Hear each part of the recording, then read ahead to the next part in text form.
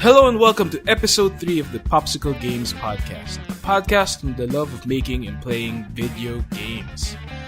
This is your host, James, and with me are my fellow co-founders, Jed and Eric. No. Hello. As usual, they're with me talking about our topic for today, which is the positive effects that gaming brought to your life. Since the media loves to harp on the negative effects of gaming, why not talk about some of the more positive effects of our beloved hobby? Mm-hmm. Okay. What can we talk about? Is it still in to talk about the negative effects of gaming? Yeah, because they recently, the WHO said that there is things such as gaming addiction. What? It's a legitimate disease now. Is it Gaming. in the what's the book? I don't know. I don't know. Yeah, the DSM, whatever it's called. What DSM? Yeah, like the reference for psychologists. Yes. So it's a legit disorder. Yes, it's linked to some sort of addiction. What? Yep. But yeah, enough of that. Like, there's too much, like the violence. Anything taken to an extreme is addiction. Yeah. Anything taken to extremes, but there are also some good effects, and we'd like to talk about that today. So maybe we could start on when we were growing up as gamers. I'm assuming both of you guys grew up playing some video games. Yes. Yes, there. Nice. So how did gaming bring some positive things to your life as a kid, or when growing up, or at school? I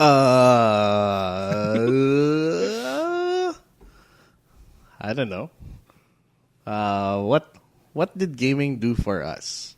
I think it's more of the social aspect for me. Okay, let's start with that. Talking about video games with my classmates was always a nice feeling for me that I remembered. Right. Yeah. And when games were all physical, I mean, like the family computers were all made with a cassette or a cartridge. The I mean, carts, yeah. So you can easily swap and lend games to each other and stuff like that. That's true. A lot of my friends in school when I was younger were also kids who liked playing video games. So that was the connection that I made with them. Same. Yeah, I guess my first friends were the kids who played games as well. Played games. Yeah. And of course, the PC games were very easy to copy with the floppy disks. Oh, yeah. We were just talking about this a while ago. Yeah, having a floppy disk. Basically had a pool of games. Yeah. And you wouldn't know where everything came from. Like maybe your cousin had a game, or you had an older brother, or your dad. But it just happened that you had some diskettes lying around, and you would pool everything with your circle of friends, and everyone got one copy each. Yeah. Plus, there were less games back then. And yes, there were less actually. Yeah. There were less games back then. And they were much harder, especially the adventure games. You would ask for hints. There was no internet back then during the 80s. So there was no game packs. So your only resource was to discuss with your friends. It's word of mouth. Yeah, the social aspect of playing through adventure games was huge back in like the 1980s, 1990s, because these games were designed to stump you for months. Yeah. So you'd eventually give up and, I don't know, call some 1-800 number for a hint line. Yeah, the Nintendo Power line. Yeah, of course that didn't exist here in the Philippines. And you'd have to rely on your friends. And it sometimes happened that everyone would get stuck until someone, I guess, bought an issue of a magazine that had the solution on it, or someone learned it from someone else. Yeah, you're right. I mean, the chances of you knowing the answers were mostly found on print or through other people. Yeah, that's right. And that would be a nice discussion. You come into school the next morning and say, "Hey, I'm stuck in all right, like the pirate trials, I need help. What do I do? Yeah. And then everybody will say, oh, you have to do this and that. And then you'll be really excited going home because, okay, now I know how to go about the puzzle and I want to try it out. Yeah, it got to the point where I would call classmates whom I wasn't really even that close with. Like, we were out of options and we're stuck. And I heard so-and-so also has this game. And I had a friend over on Saturday. Oh, let's call him just out of the blue. Do you know how to solve whatever? I don't know what happened with that. But When calling other people was still a thing. Did you use the rotary phone or a push button phone? a rotary phone. Rotary What's a phone. push button phone? I don't know what that is. Yeah. So many fun memories, yeah. And I was saying that we need to make a flashback episode, like gaming in the 80s and 90s, and that's another episode for another day. Yeah, so what else as a kid? What fond memories or In my case, apart from the social aspect, I would say the creative aspect because I treated video games when I was a kid like comic books.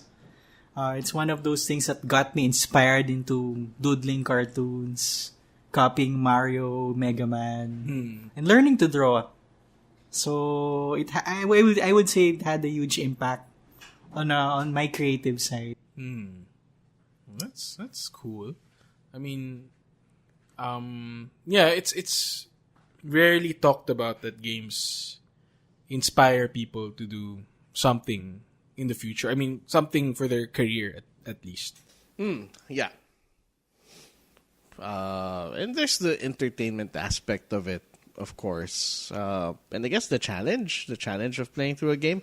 I don't think anyone ever said that when they were young, they liked playing the games for the challenge that it brought them. They were just fun. It was like something to do with your hands and your brain and your time when you had, time, free time to do stuff. Yeah. It was just something fun, something entertaining to do.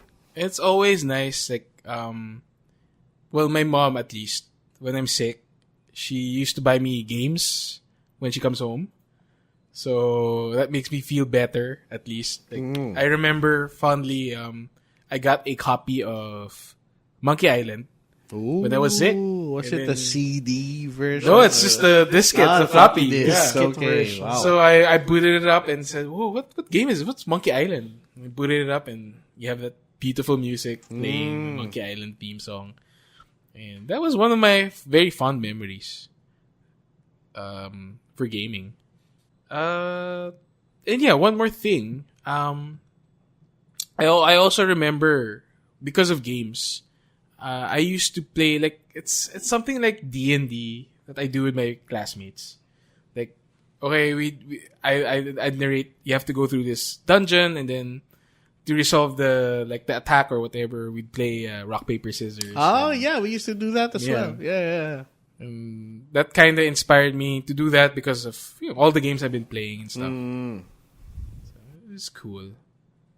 All right, so enough of school. Maybe we should move it along and say, as being an adult now, what positive effects that gaming gave to you?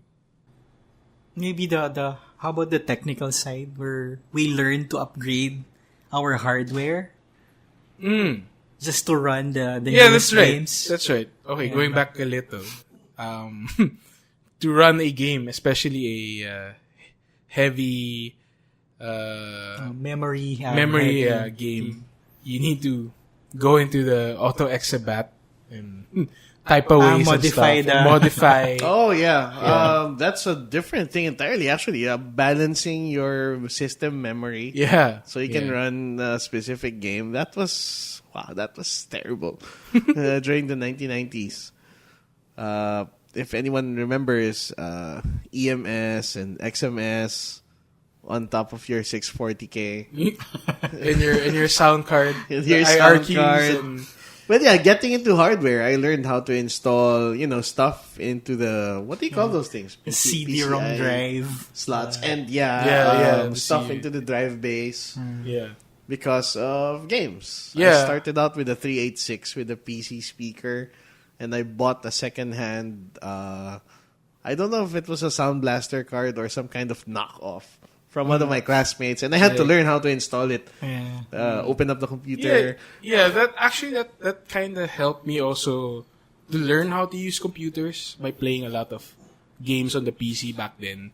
Because you had to do, there's a lot of manual things that you have to do, especially before Windows came out, that you had to learn all the DOS commands. That's right. That's why I think our generation know how to manipulate DOS, or like we're very comfortable with the command line because we had to do it. There's no choice. Yeah, you had to go through the command line.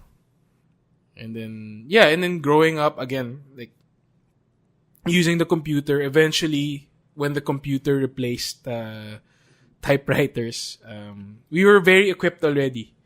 When the teachers were teaching us how to type or even how to use Windows, the basic use of Windows, at least we already know. Yeah, that's right. I think it was something that didn't really have to be taught to us. We were almost like native to the platform at that point. Yeah. And then I guess adapting new technologies. For us, I would say because of games, adapting new technologies was very comfortable, or like the resistance is not as like heavy. Mm-hmm. Yeah. We were never scared of computers. Yes, we were never scared of computers. I mean, not to tramp on the baby boomers, but at least our generation, that's our entertainment, so everything's very comfortable. Everything's very easy to get into. Yeah. Well, that's cool. I never realized that though. That's a good point. Yeah, what else? Okay, now going to being adults. What did games bring to you or bring into your life? Well, I mentioned earlier that you wouldn't say you played games for the sheer challenge of it, or to test yourself or to push your limits when you were younger. You just played because it was fun. And I think it's something that we understand better now, that sometimes you want to play a game to challenge yourself, or just to what is the word I'm thinking of? I guess just to exercise, stimulate, or stimulate. Yeah, that's a good word. To stimulate your abilities or your skills or your knowledge, whatever it is that's needed to play something. The challenge is very enjoyable. Not all the time, but it's something that people will seek out. And you can certainly find it in playing games. For me, I like the especially when I was working, I like how I am more comfortable with problem solving. Like at work, I almost look at it like a game that, all right, each problem is like a level that I have to just clear. Rather than seeing a problem, like a big problem as a whole. My brain seems to like tear it down into levels, and I know that, okay, I fixed this part of the problem. It will lead to this other problem, which I just have to fix again, and then so on and so forth until everything is fixed and problem solved. And it's like, I finished the game, and it kind of feels rewarding, in a way. Yeah, it can be argued that games can help you think in a scientific manner. Being able to test and isolate, certain variables until you get something perfectly right. Whether it's because of experiences that you go through in-game, like maybe you're playing through something like Myst, for example, which is basically engineering puzzles from start to finish. And you have to figure out how something works before you can figure out the solution to a puzzle. Or even something like what you guys were saying earlier, like messing with your autoexecbat and your configsys files, learning how to troubleshoot something or learning how to approach something in such a way that if something's wrong, you have to be able to test something, like form a theory. Oh, maybe it's this thing. Let's change this a bit and restart and see if it works. And if it doesn't, let's change something else. And do it in such a way that you're not just, guessing. Yeah. It comes very instinctively, I guess, because of the games we play. Yeah, I say missed because there are adventure games that are a bit more far out when it comes to puzzle solutions. Like what? Like, did you guys play Monkey Island 2?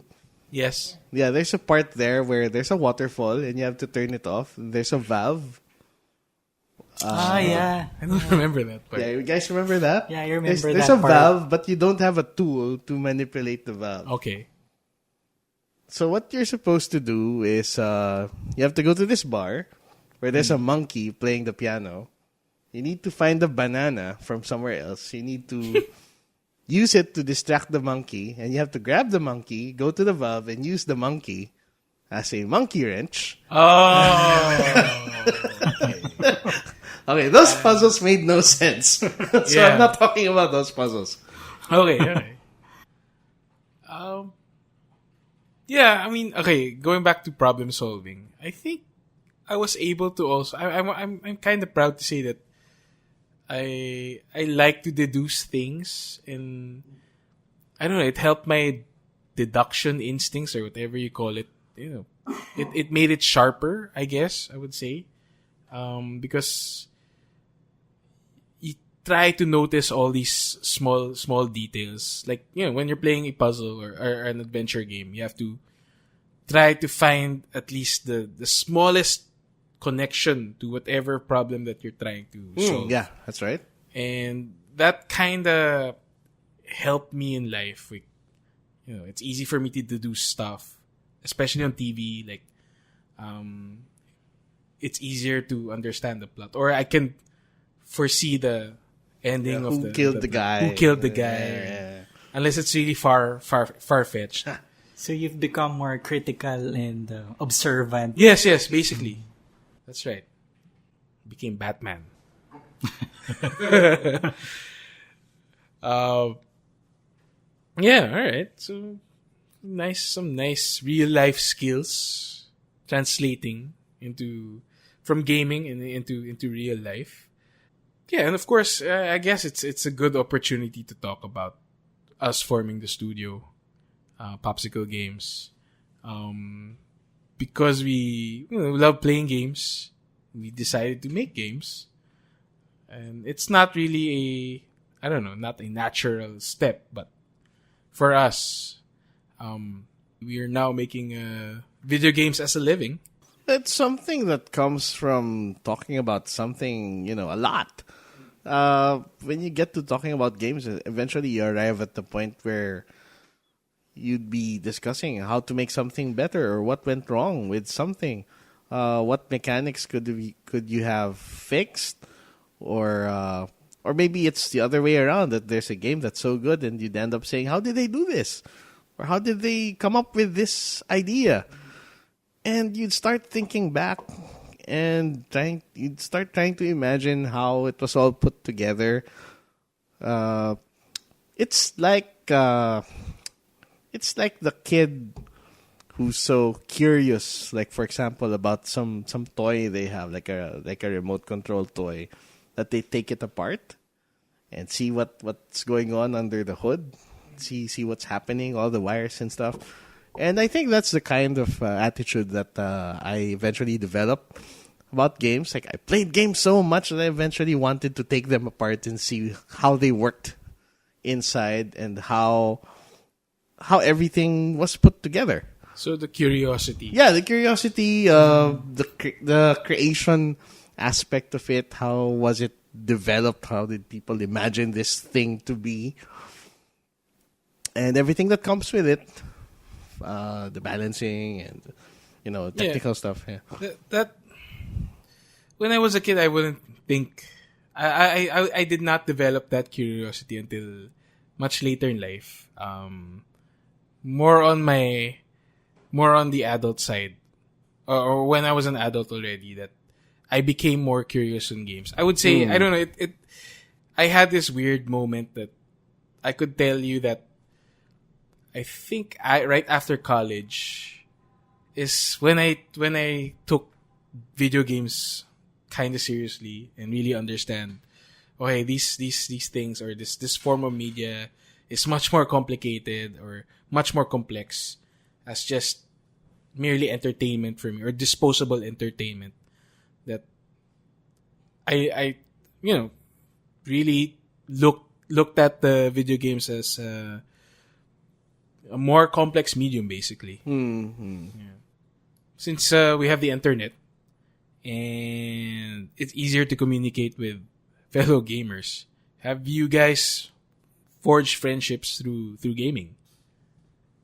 Yeah, I did. Back then when I was addicted to Left 4 Dead. So every night I would go online and then meet this group of guys that I would play endlessly till about 3 to 4 a.m. in the morning. Wow. Why Then did we'd I play never for know like- about this? We'd play for like 6 months to about a year, I think. Wow. But I've never met those people personally. Just online. Until a year after when we decided to like meet up. So I met those guys finally. Nice. But yeah, I can say I kind of forged a friendship with them because while you're playing, you're talking to each other and you discuss Yes. your hobbies, your interests. So it was a good experience for me. Yeah, it's nice. I'm also part of like a video game community, omgeek.net, and yeah, we've found like good people there. Been playing with them for more than 5 years. I'm not sure if I've met some of them in person. Definitely most of them who I play with, I've met in person, became good friends. And yeah, it's nice. It's like a nice feeling, especially when you're playing, and then everybody's on page, and then you get to understand their personalities, and then when you talk to them outside of just playing games, they're good people to talk to. Yeah, I think it's almost a unique phenomenon in games, or specifically in online games, where you get to, I'm going to use the word intimately, know how someone behaves in game or how they play before you even get to know them as a person. Yeah. You'd know what to expect when you're playing with them, and maybe you don't even know what their name is. And you find out much later when you actually get to meet that guy. Yeah. And it's weird. That would never happen anywhere else. Yeah. Yeah. I mean, that's a good point, Jed, because like when you say like you get to play with them first and know them more intimately while playing, and I think for me usually that's the stepping point in saying, okay, this guy likes to heal a lot or he's very generous with his items, must be a good guy, so I want to talk to him. Yeah, like, exactly. post-game. Yeah, just like that. Yeah.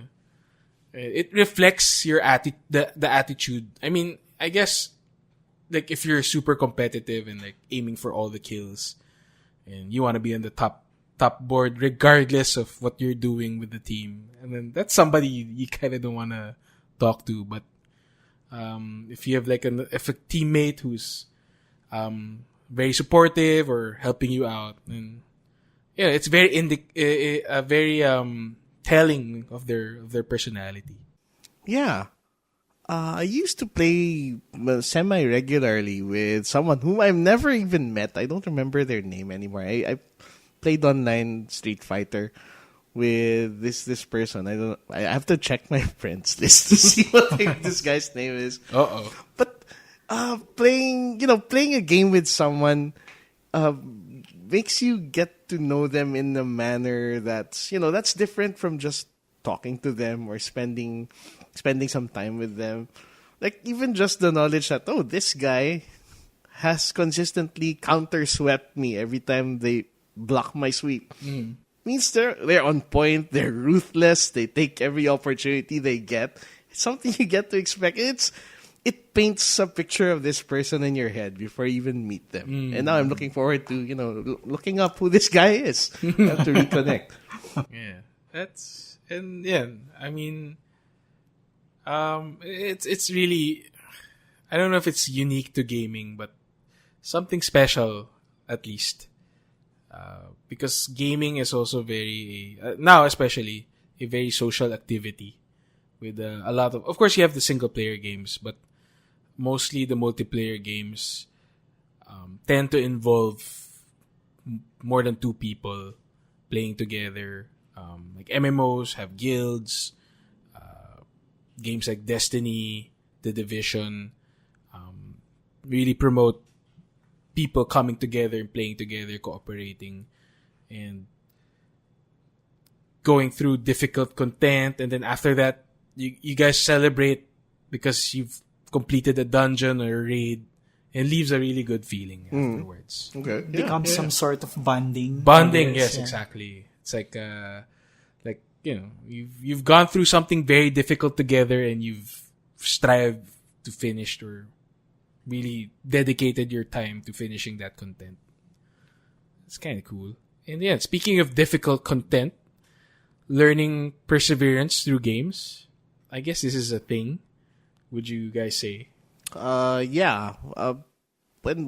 This goes back to when we were younger, and I guess we learned how to keep doing things over and over until we got things right. Yeah. And I guess I couldn't say it was it stemmed from character back then. I think it was more of like there was nothing else to do. There's no choice. So yeah, you had no choice. You had to keep. We had a lot of time. You had a lot of time. You had nothing else to Nothing do. much to You just do. hammer away at it until until you break through. But yeah, it's a good life lesson. Yeah, I remember playing Mario back then when I was like 5 years old. Clearing those jumps was like super difficult for me. Getting the timing right, and I would really get really frustrated, and then eventually, I don't know what clicked, but eventually I was clearing 1-1, 1-2, knowing how to warp and stuff. Okay. Just by keep on repeating, playing over again, not giving up. That really taught me a good lesson on perseverance.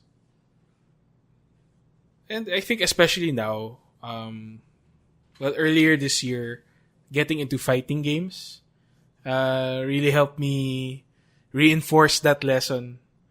Not giving up, trying to keep getting better, practicing, learning a lot, and then playing with other people online. Win or lose, still try to persevere. Yeah, it doesn't just happen, but you'd be surprised at how much you develop just by practicing and sticking to something, like learning an instrument or any other kind of skill. Yeah. And speaking of learning new skills, have you guys learned any new skills through games?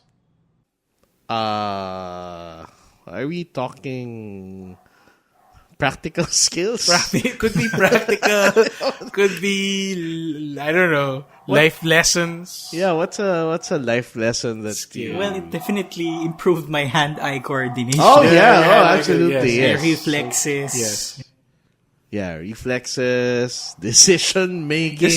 No, that's making. true. We Yeah. find it funny, but that's true because especially the hand-eye coordination and reflexes.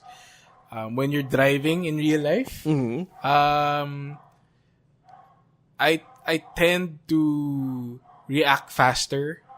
This is undocumented, of course, but like when there's a sudden stop, I would know how to brake earlier, and then people riding the car would react like a few milliseconds after. Oh, okay. Purely undocumented, not scientific, but that's what I noticed. As also like slight movements from other cars changing lanes. You know how it is in the Philippines when people drive here. You have to be really on point all the time. You can't relax. You can't relax. So, I tend to observe these things faster. So that's I guess a good skill to have. I've Yeah, also basic become skills. a pressure player because of video games. Oh. Because I think people who panic a lot need to play more video games. Yeah. Ah. Yeah, you're right. You're right. Because you learn how to deal with pressure You're right. when you play a lot of video games. Yeah. Especially if you play a lot of competitive games. Yeah, that's true. That's Yeah. true. We know how to deal with the pressure. I don't know. I don't want to say easier, but when it's there, we can handle it better, I would say. Well, there's just plain knowledge as well. You learn new stuff. You learn so much from playing games. Dungeons and Dragons. Have I learned anything from Dungeons and Dragons? Well, I learned how to do math. Really? I With learned how D&D? to- yeah, just, computing for armor class. Wow. And, Oh, yeah. Yeah, you- Doing the- math. old D&D games. Okay. So you had some crazy addition, subtraction going on. Just to get the computations right. Okay. And figuring out your 2-hit and your armor class and your ability score bonuses. Not really. This is not really about the old D&D games, but like the second wave or whatever you want to call it, the Baldur's Gate games. Baldur's Gate 2 came with a spiral-bound manual. So you can lay it flat on your desk while you were rolling up your character. So you can look up the tables. If I have a constitution of 15, I add 3 to my whatever. All that crap. And everything had to be done manually. Yeah, well, the game automates it for you, of course. But you had to keep everything in your head. Oh, okay. Something like that. I think it's a nice mental exercise. Just these crazy RPGs with all the stats and all the numbers. Yeah, I mean, RPGs in general, learning how to read stats, that comes to come to play in real life, I guess. I don't know, what's a good real world example? I'm drawing a blank again, shit. Stats? There's no real example for stats. Yeah, there's no stats. Yeah, it's plain arithmetic, just figuring things out. Being a bit of a min-maxer, I guess. Yeah. And then, besides that, there's also more, I don't know if you want to say practical, but there's other knowledge.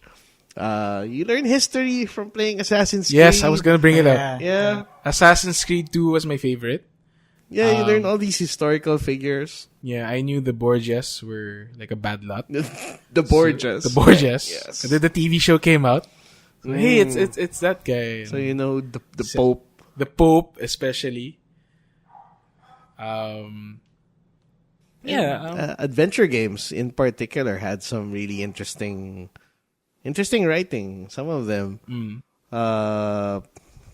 Gabriel Knight 2, which is set in Germany. I think almost everything I know about Germany comes from playing that From game. Gabriel Knight.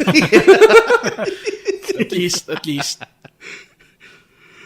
I remember learning about the countries and their capitals by playing Carmen Sandiego. Carmen Sandiego. Yeah, you're right. Yeah. You're right.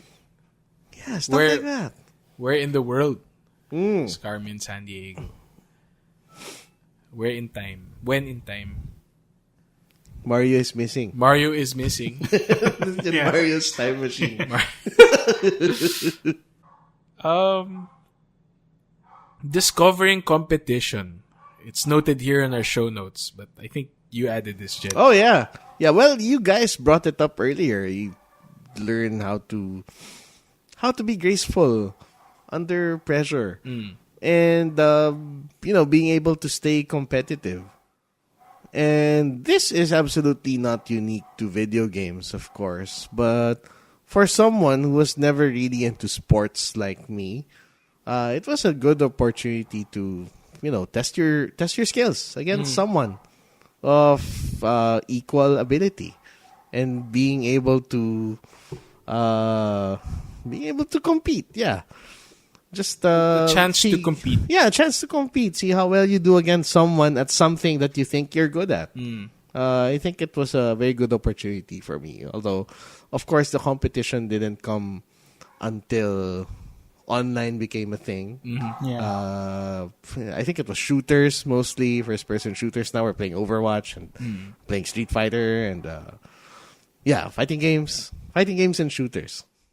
Yeah, But it's fun. this is also a recent thing for me. Like, I've written off competitive games for the longest time, especially in my mid-20s. Like, I wrote it off saying, I don't want to compete with people anymore. I've practically given up on PvP-ish games and leaned towards to more of co-op games or single-player games. But the competitive spirit in me burned bright when I started playing Overwatch again. The game that, really brought me back to PvP. And it further ignited with fighting games. Yeah, the fighting games. The fighting game genre really helped me stay competitive. It's a good feeling to have. Like it's a good like self-reflection and saying, okay, these are the things that I need to do better. I need to practice them and then try it again and compete and then see if it works. Then if not, okay, go back and try again and keep practicing. Right. For the people who don't usually do this sort of thing, like they don't play competitive sports or they don't compete in anything, it might not be apparent that the big deal out of this is just processing information, like learning your opponent's tendencies and figuring out a plan to exploit that. It's not just about how good you are or how fast you are, or how quick you react, but it's more of understanding and learning as fast as you can, learning while you're under pressure. And again, it's something that's very hard to come by, and something that's easily found when you play a competitive game. Yeah, you're right. Yeah, there's a kind of rush that you don't get when you play against the AI. Yeah. Even if it's exactly the same. Like And you're playing Street Fighter against the AI. It's You're different. right. You don't sweat. Yeah, you don't sweat. Your armpits don't sweat. Your hands don't sweat. But I'm glad, I mean, like you said, Jed, not playing competitive sports. I also don't play competitive sports.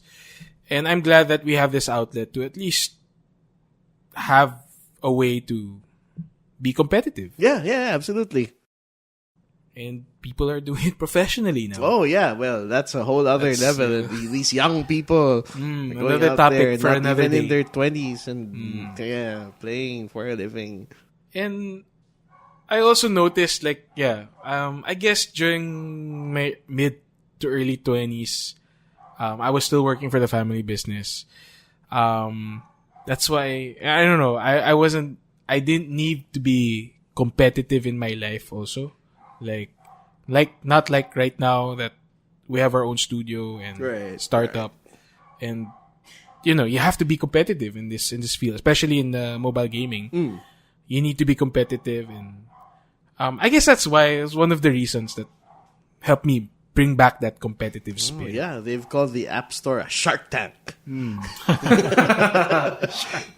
Yeah, well, that's nice. I've also added here communication and cooperation. So we've talked about games, especially co-op games, where you need to, even in team competitive games, you need to cooperate and communicate properly. Right. Yeah, absolutely. Yeah. And lots of things are happening quickly, and you need to try to communicate as clear and as fast as you can. Also knowing how to read your teammates, not only your opponents but also your teammates, on what they're planning to do or what they're about to do, and try to complement that. I always found that very fascinating. Yeah. And that's a skill in itself, being able to communicate clearly with as little, words or as little input as possible. And I've found that this has also helped me with my teaching in real life. Just being able to figure out like what kind of language should I use or what words should I use to be able to maximize the clarity of the message that I'm trying to communicate. It's something that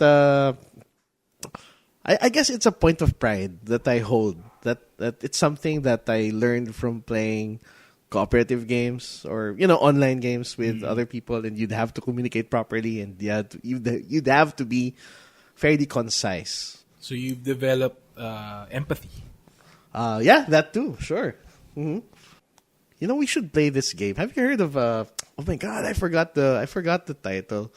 What kind of game? It's this co-op game, where you're both trapped inside the castle, but you're in separate places. Is this a board game or a video game? It's a video game. Okay. It's on Steam. I forgot what it's called.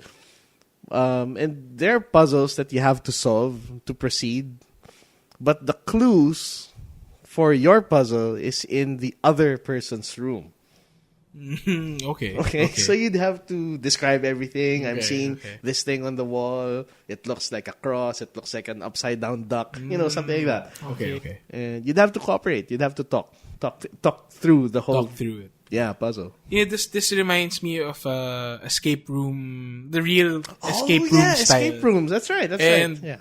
Yeah. I just remember this. I did an escape room with my wife and my in-laws, her siblings.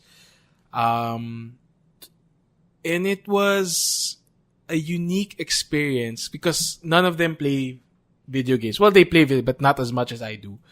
And it's nice, I observed that I was able to find the patterns more quickly for the puzzles because I have that video game instinct, I would like to say. Right.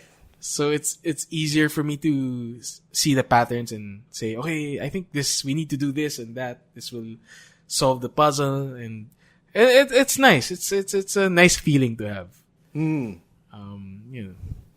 Oh, here I found the game. I'll just share the link. It's called We Were Here. We Were Here. Yeah. There's 2 games in the series. Wow, that's cool. Yeah, I've been wanting to try this out. Okay, we should try it. Escape rooms though. I've never tried an escape room. We should try. I mean, like as a studio, we should try doing an escape room. It It's sounds a fun. nice exercise for teamwork, communication, everything, all the points that we've been discussing. Right. It's gonna hit it, but in a more physical capacity. Yeah, we should. Yeah. Sounds like a good team building Yeah, exercise. Team and building. they're like different themes. I just don't like the puzzles that involve you going around the whole mall. Mall? Yeah, because usually the escape rooms are found inside the mall. Oh. And they use the mall okay. as part of the puzzle. So it's like an ARG kind of ARG thing in or a mall? yeah, something like that. But okay. most of them are inside like big rooms that there's like props and stuff that you have to And solve. they actually lock you in. They lock you in, and then for like an hour or So do less. people chase you? No, scare you? no scary, Ah. no scary. No scary. Although I want to try I think I saw a video in for Universal Studios in Japan, like Ooh. the real Resident, there's a Resident Evil maze or booth. Oh, yeah, I think and I saw that. And you shoot Yes. them with real guns. Not real guns, but like They toy have guns. actors. Yeah, and they Yeah. have actors, and you can shoot them and stuff. And that's kind of cool. Yeah. And the last point, reverse engineering, learning to create our own games. So I think that was you also, Jim. Well, we did bring this up earlier when we were talking about what we learned from games, and I brought up the fact that eventually you'd start thinking about how did they put this together or how did they create this? And I think it's become like not really a bar that was set, but something that you'd always compare yourself against. That do I have enough knowledge to pull off something like so and so game? Can I do something like what I saw in this game that I liked when I was younger? And I think up until now we're always referring to the games that we liked growing up when coming up with new ideas or when coming up with a new title. Yeah. we know how to reference like mechanics that we've gotten used to over the years. Yeah, yeah. Even if we're just talking about unlocking stuff or leveling up, or you know what I'm talking about. Yeah. I think it's something that we learn, especially if you're more, I guess, creatively inclined to think about how something was put together, and if you could take it apart and see what makes it tick inside, you would do so. Yeah, and now especially that we're making our own games, I usually see the clarity on the intent of what certain mechanics or certain systems do inside the games. Yeah. Even more important today because we're not just doing this reverse engineering for fun anymore. Yeah. You have to understand, why is this thing here, or why did this make this so annoying? Yeah. So it's nice to really have that kind of clarity. Yes. And it's like a double-edged sword.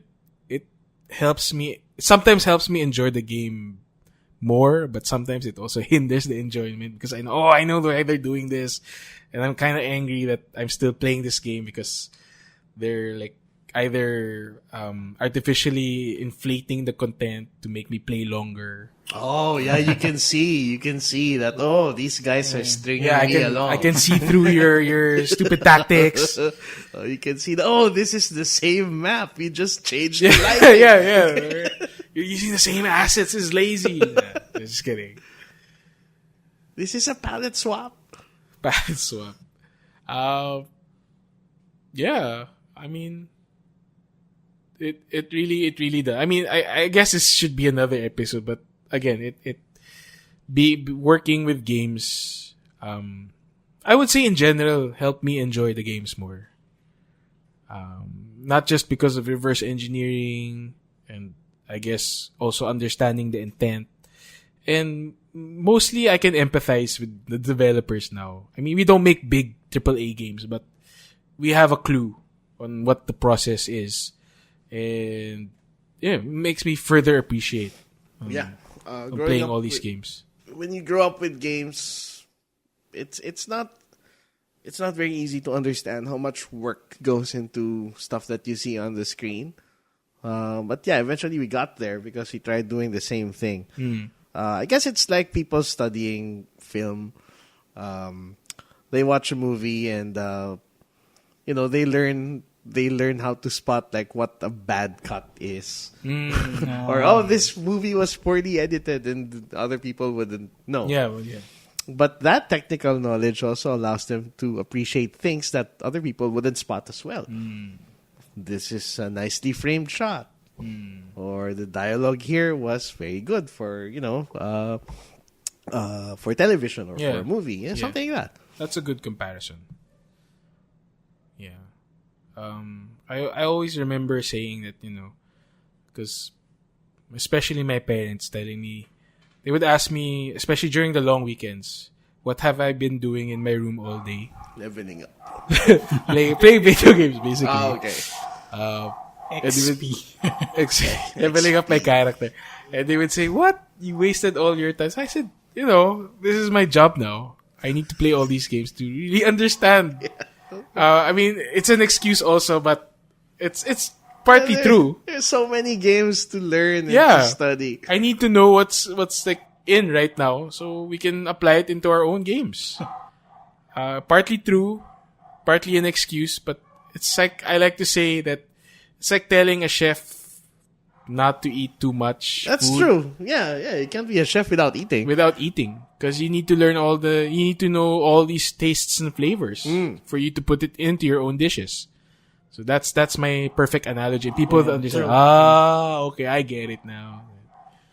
Yeah. So again, another episode. I guess this topic should be another episode. Any last words before we close the show out? No. Or the single most positive thing that gaming brought to your life? If you would enumerate one single thing. In my case, it's my career now, and I don't think I would have gotten here if I didn't play games when I was 5 years old. The fascination, the curiosity that I got because of playing those games, I wouldn't be here. Plus, also, I don't think I'd learn how to program if I didn't play games. Because thinking how I got into programming, because I got someone gave me a Palm Pilot before as a gift, and there were no games for that device back then. So I learned how to program for the Palm Pilot, and I made my own game. Oh. So that's what got me to game programming. Ooh, So okay. I think I wouldn't be having this career right now if there weren't any Weren't games. for games. Oh, yeah, I can relate to that. The fact that games exist and I grew up liking games, it's now given me a good medium as an artist to express myself or to make something, to create something new or original, or to communicate some kind of idea to other people. I think that's always been in the back of my head, just as a creative impulse. And this is a chance for me to do so. So it's like you have a way to like a good output. An outlet. Outlet, I mean, yeah. Yeah, absolutely. Yeah, it's a good answer. Mine is kind of very capitalist sounding, but I'm glad that I can make money off games. It's a legitimate career now. We can monetize properly. And yeah, working as IT before, I couldn't see myself going back to my old job. If not, I'd rather make games than fix computers. Oh, yeah. And learn about the business of making games. Plus, we can now say to our parents that we didn't waste all those time playing. Yes, playing the video games. I think that's the validation that I just need to come out with. All right, okay. I guess that's a good way to end our episode. So that is it for episode 3. If you have any questions or comments, please email them at hello@popsiclegames.com. Check out our website at popsiclegames.com. We're on Twitter and Instagram @popsiclegames. And please like us on Facebook, facebook.com/popsiclegames. So that's it. That's it for the show, and see you next time. Bye-bye. Bye. Bye.